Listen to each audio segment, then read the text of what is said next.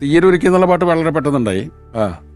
അടുത്തത് സിറ്റുവേഷന് ഒരു ഡാൻസ് പഠിപ്പിക്കുന്ന ഡാൻസ് ടീച്ചറുടെ ശാരി പാടി കൊടുക്കുന്ന അതിൽ നിന്നാണ്. അപ്പോൾ ONV സാർ അത് വളരെ മനോഹരമായ ഒരു ഡാൻസ് പഠിപ്പിക്കുന്ന ഗാനമായിട്ട് തന്നെ എഴുതി തന്നു. അതായത് മാമുക്കോയക്കയുടെ കടയുടെ നേരെ രണ്ടാമത്തെ നിലയിലുള്ള.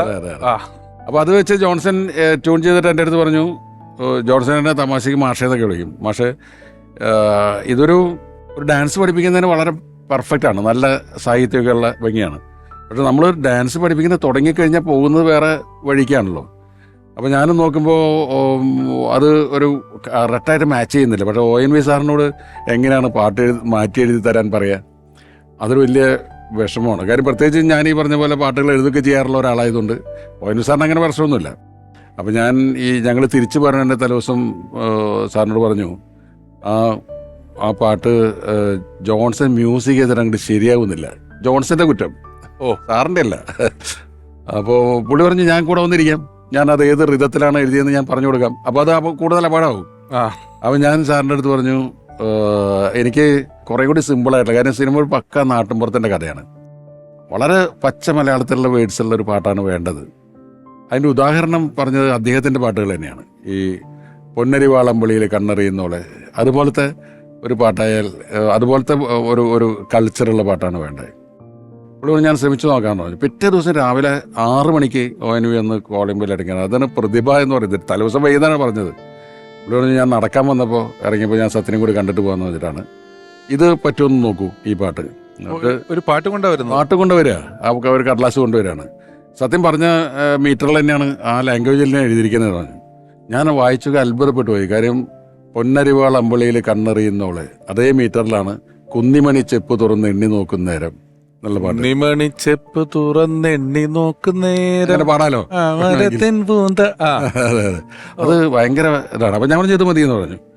അത് കഴിഞ്ഞ് അന്ന് ഞാനും ജോൺസനും കൂടി അടുത്ത ഫ്ലൈറ്റിൽ നേരെ മദ്രാസിൽ വരികയും ഞങ്ങൾ വുഡ്ലാൻഡ്സ് ഹോട്ടലിൽ വന്നിട്ട് ഞാൻ ജോൺസൻ്റെ അടുത്ത് പറഞ്ഞു, ഞാനൊന്ന് ഫ്രഷ് ആവട്ടെ എന്ന് പറഞ്ഞാൽ ഞാൻ കുളിക്കാൻ കയറി. ഞാൻ ആ വെള്ളം ഒഴിച്ചുകൊണ്ടിരിക്കുമ്പോൾ പുറത്തുനിന്ന് ജോൺസൺ ഹാർമോണിയം വെച്ച് പാടുന്ന ഇതാണ് ഇന്ന് നമ്മൾ കേൾക്കുന്ന ട്യൂൺ. ഞാൻ ജോൺസൻ്റെ അടുത്ത് തോർത്താതെ പറഞ്ഞു, ഇത് മതി കേട്ടോ ട്യൂൺ. അങ്ങനെയാണ് ആ പാട്ടുണ്ടാവുന്നത്. ജോൺസൺ മാഷിനെ കുറിച്ചും പാട്ടിനെ കുറിച്ചാണ് പറയുന്നതെങ്കിൽ ചില ഇപ്പം ആദ്യം പറഞ്ഞു സത്യൻ സാർ, ആ ഡാൻസ് പഠിപ്പിക്കുന്ന ഒരു മുഹൂർത്തം കഴിഞ്ഞാൽ അത് തുടക്കം കഴിഞ്ഞാൽ പിന്നെ അവിടുന്ന് കഥ അങ്ങ് പോവുകയാണ് എന്ന് പറയുകയുണ്ടായല്ലോ.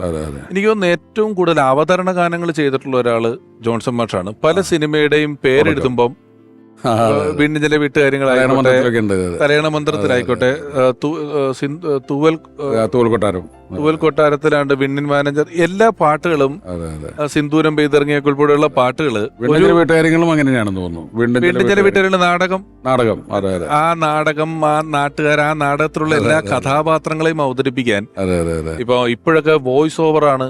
ഏതെങ്കിലും ഒരാൾ നിന്നങ്ങ് പറയാണ്.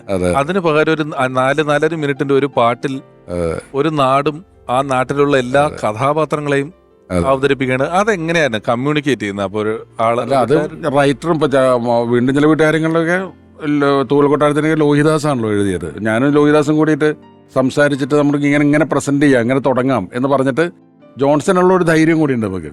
ജോൺസൺ ആകുമ്പോൾ ആ പടത്തിന്റെ കൾച്ചറിനനുസരിച്ച രീതിയിൽ ആ സോങ് കൊണ്ടുപോകും. ആ സോങ് കഴിയുമ്പോഴേക്കും ഓഡിയൻസ് സെറ്റാവും, ഇത് എങ്ങനെയുള്ള സിനിമയാണ്, നാട് മനസ്സിലാവും. അപ്പൊ ആ രീതിയിലേക്ക് കൊണ്ടുപോകാം എന്ന് വിചാരിച്ചിട്ട് ബോധപൂർവം ചെയ്യുന്നത് തന്നെയാണ്.